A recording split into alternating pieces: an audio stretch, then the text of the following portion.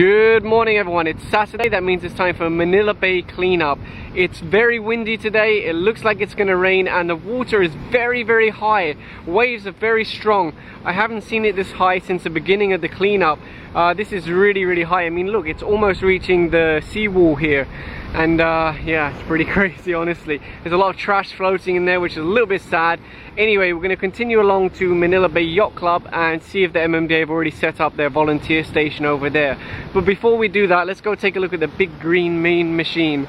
I don't know if this is actually being used yet because I haven't seen it in action, but maybe it has. Let's go take a closer look. So here it is. It's a multi-function machine. It can dig with a scoop, it can suck, it can transport through tubing. It's a very clever machine. But look all around it, all the trash that's been washed in. And this is what people have been saying, that during the rainy season, expect to see a lot more trash washed in. But for me, that's a good thing because it's a lot easier to collect it from the beach than it is from the water. I don't know if my voice is a little bit loud right now, but the wind is really blowing hard. The waves are really loud. I'm trying to protect the microphone from the wind. Anyway, let's go to Manila Yacht Club. So I'm now here at Manila Yacht Club. There's no MMDA tents here, so I think they won't be taking volunteers in this location, probably because there's heavy machinery here from the DPWH. You can see two of them over here, the excavators, oh, three of them in fact. So I guess they brought in the machines to do all the work instead of people. And I saw they also ran some of the piping for the mean green dredging machine. So perhaps they're going to bring that down here at some point. You can see there's not much of a beach left here, but hopefully once they finish, it will look nice again. You can see the DPWH have obviously dug up a lot here already. This will have to go through the segregator. They have a special machine that can segregate the soil from the trash because there's so much garbage mixed in here. So what they do is they put it here, they wait for the sun to dry it, then they bring in the segregator machine, load it into there. One side comes out the soil, other side comes out trash and garbage and plastics.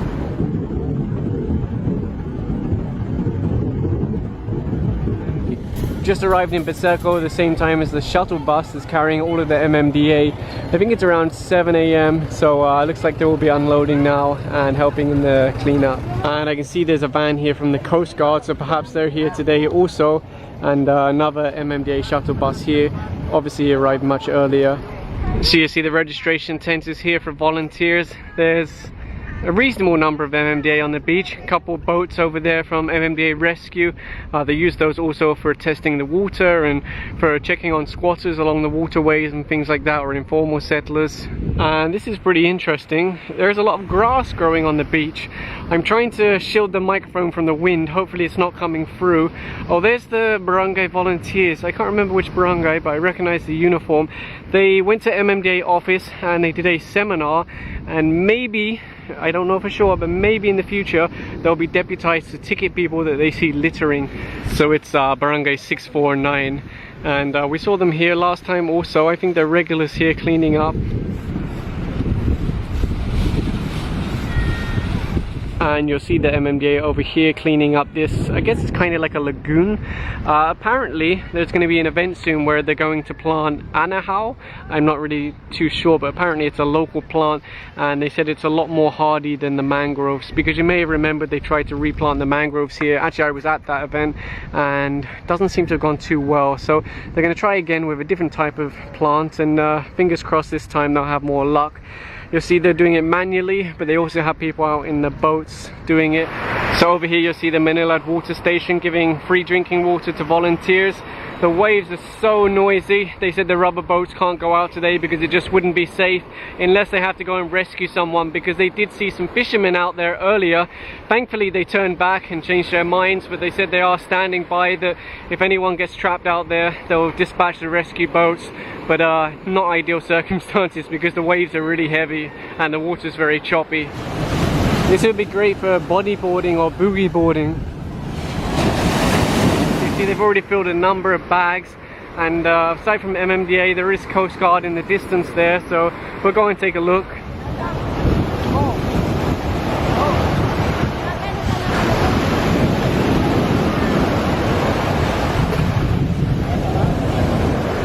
So you see the Coast Guard are wearing the orange shirts, the same ones that you'll see on EDSA. because there are Coast Guard on EDSA now helping along with the MMDA and the HPG, PMP of course. Now of course some people would say, why would you put Coast Guard on EDSA? Well, they look pretty young, pretty fresh, so they might be new recruits and they don't have anywhere to put them yet. So instead of leaving them sitting in the base doing nothing every day, they can use them under Yacht on EDSA to try and make things a bit better. So you see they're raking up, making piles, and then later they put those piles of trash into garbage bags. And over here you'll see a lone guy by himself collecting garbage and twigs and things like that. I always like when you see people by themselves because there's really no other motive behind it except for helping to clean up the country and helping to clean up the world.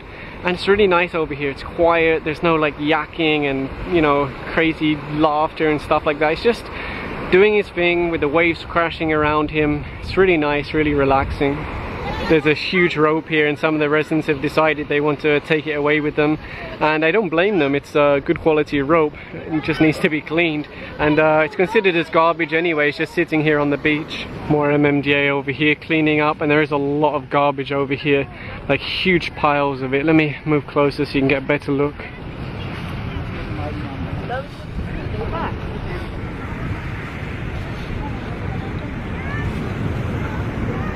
You see over here is a lady giving gloves to volunteers, to MMDA, to anyone who's on the cleanup, just to, I guess, keep them safe. So that's a nice gesture from this lady.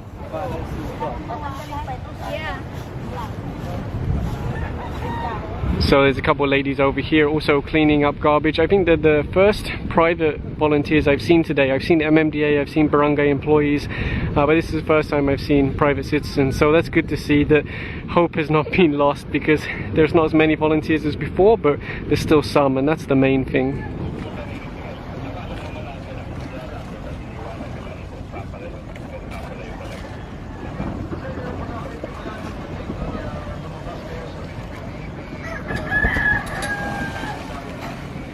I was hoping that they might have cleaned up this children's park, but unfortunately not.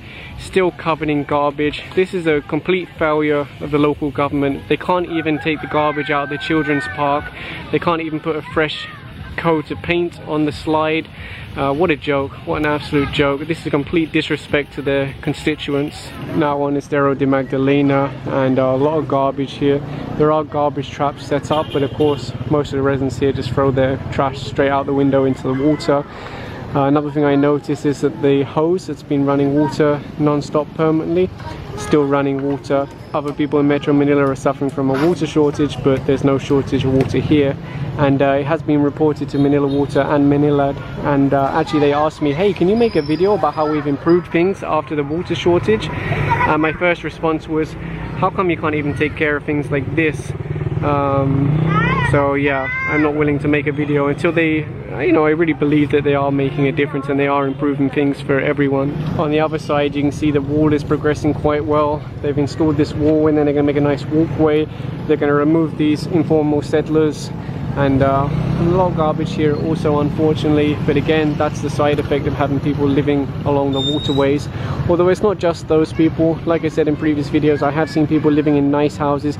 They walk out of their front door with their garbage bag and they stuff it into the sewer. So it's not just squatters and informal settlers. There's a lot of overgrowth here also, so perhaps someone should come in and deal with that, but maybe it's not a high priority at the moment. Now this is a little bit off topic from the cleanup, but I want to remind people about the MMDA River Ferry. A lot of people forget about it, and it's a great way to beat the traffic. It's a ferry service that goes along the Pasig River, and I'll be riding it today from the Escolta station here in Manila City, and it stops all the way along Pasig River, and a lot of people aren't using it either because they don't know about it or they forgot about it. Imagine Pasig River, it's so wide, so open, and it's not really being utilized. The roads gridlock, the river lots of space. So I'm hoping the more people that use the MMDA River Ferry, the more they'll upgrade. So they build more stations, better stations, more ferries to handle the higher capacity, and I think it could really be great. The ferry has just arrived now. They're docking it, unloading, and then they'll wait for extra passengers. There's already a couple of ladies waiting inside the building or the ferry station. So everyone's on board, the ferry is away, and aside from the regular passengers, there's also a member of the Philippine Coast Guard just to provide security on board the vessel. So there you go, I just took a short trip. I came down at Lawton. It's very fast because there's no traffic here on the river. I just wanted to demonstrate how simple it is, and it's quite affordable also. So if you haven't tried the Pasig River Ferry, you should give it a go, even if not for transport, just for a nice day out. So imagine you come out of the Lawton ferry station and you're already met by UV Express, and just over there you'll find buses. So it's a really easy way to get around and beat the traffic.